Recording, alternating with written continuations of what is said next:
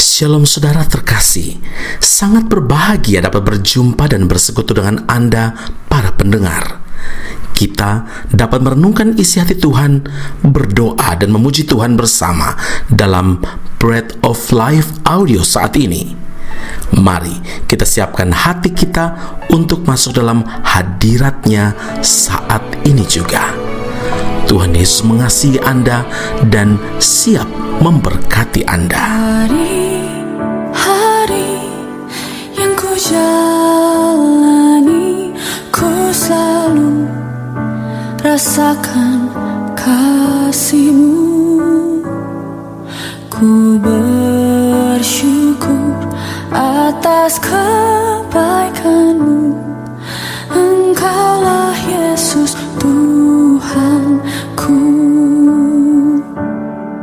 Semua ini untuk membentukku supaya ku hidup sesuai kehendak-Mu. Penyertaan-Mu selalu ku rasakan. Kau tak pernah tinggalkanku. Ku mengucap syukur dan mengucap syukur selalu, Tuhan. Ku tetap percaya rancangan-Mu indah, rancangan-Mu indah selalu, Tuhan Yesus, Kau terindah.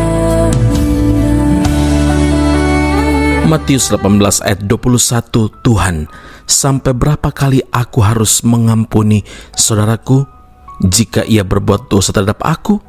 Sampai 7 kali? Saudara, mengasihi musuh atau orang yang bersalah adalah sebuah kewajiban bagi kita sebagai umat Tuhan, karena Tuhan telah mendemonstrasikan, telah memberi contoh bagaimana Ia mengasihi dan mengampuni orang-orang yang menyalibkannya.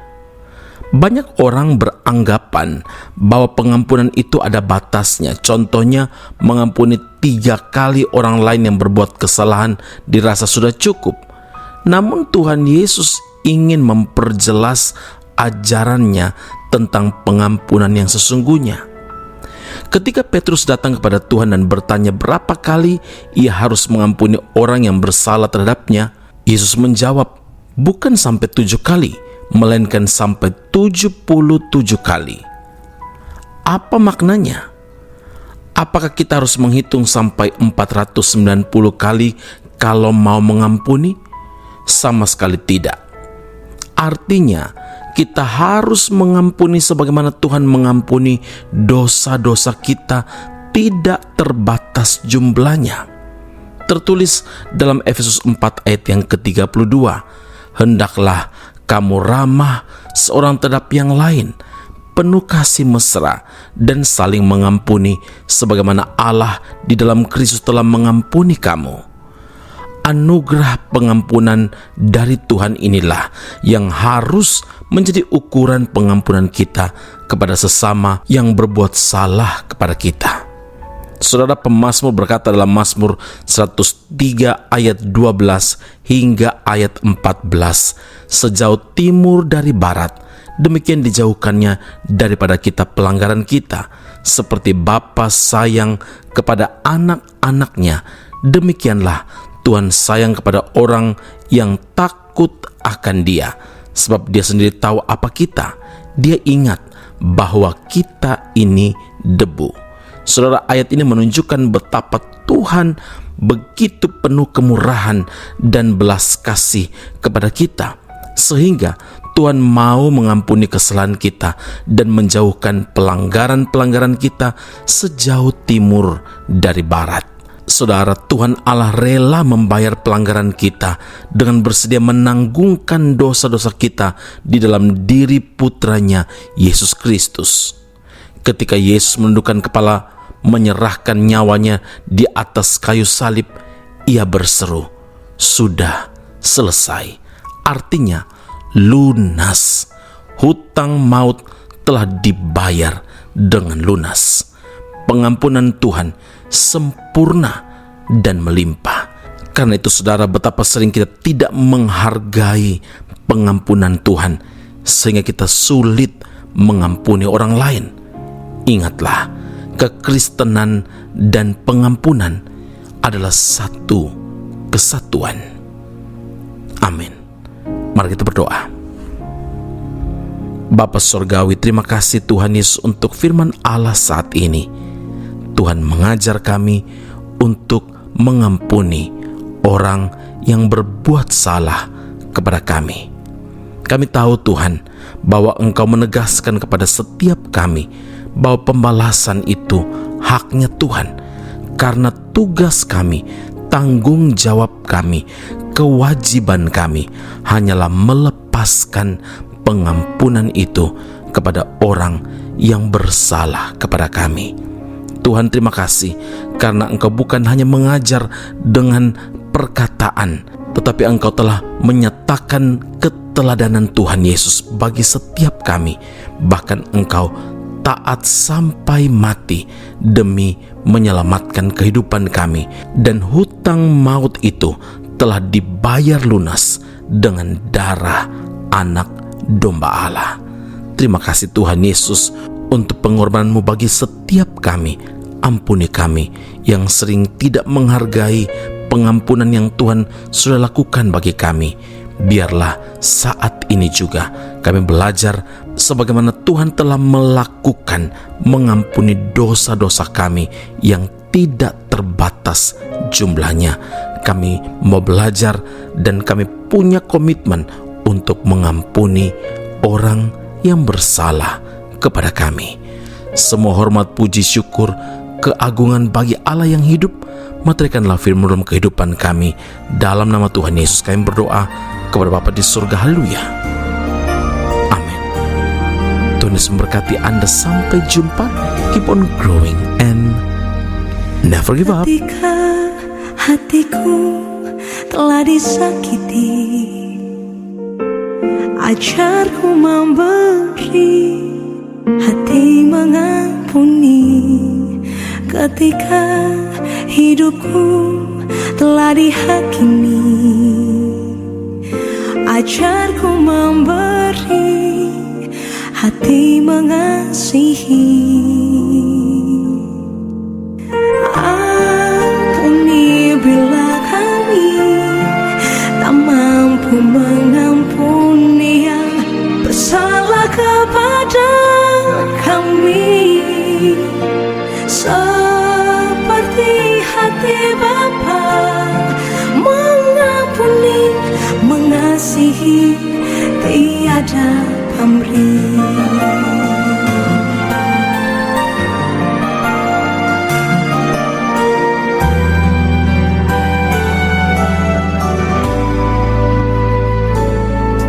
Ketika hatiku telah disakiti, ajarku memberi, hati mengampuni. Ketika hidupku telah dihakimi, ajarku memberi, hati mengasihi. Ampuni bila kami tak mampu mengampuni yang bersalah kepada kami. Seperti hati Bapa mengampuni, mengasihi, tiada pamrih.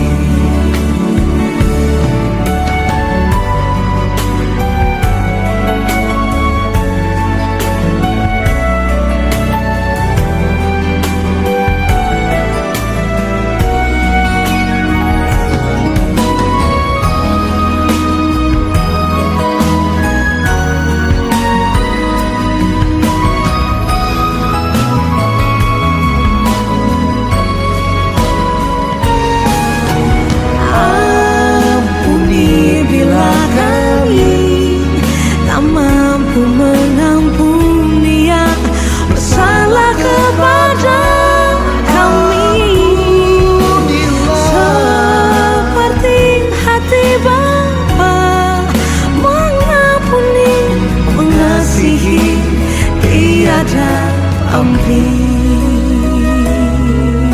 Seperti hati Bapa mengampuni, mengasihi tiada pamrih.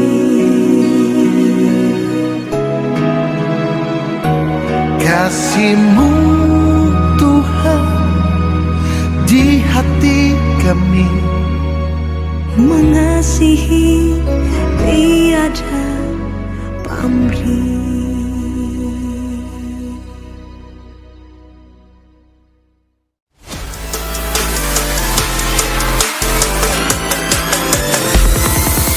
Informasi menarik bagi Anda, saudara-saudari yang terkasih, yang rindu memperdalam pemahaman seputar Alkitab. Esra Soru Bible Class atau ESBC membuka kelas khusus, yakni pengenalan Perjanjian Lama. Dalam kelas ini, Anda akan diajak untuk mempelajari lebih dalam berbagai hal seputar kitab-kitab dalam Perjanjian Lama, mulai dari kitab Kejadian hingga kitab Maleakhi dengan pengajar Pendeta Esra Soru. Kelas akan dilaksanakan secara online dengan menggunakan aplikasi Zoom setiap hari Rabu malam pada pukul 7 malam waktu Indonesia Barat atau pukul 8 waktu Malaysia.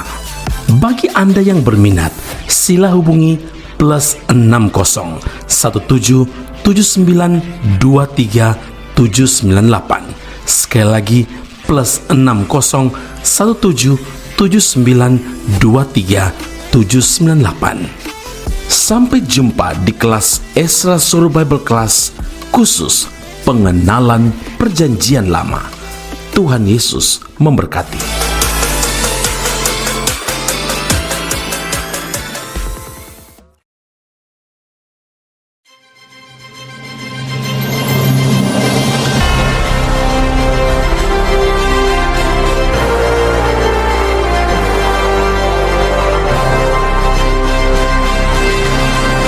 Esra Soru Bible Class Malaysia dan Indonesia segera dibuka.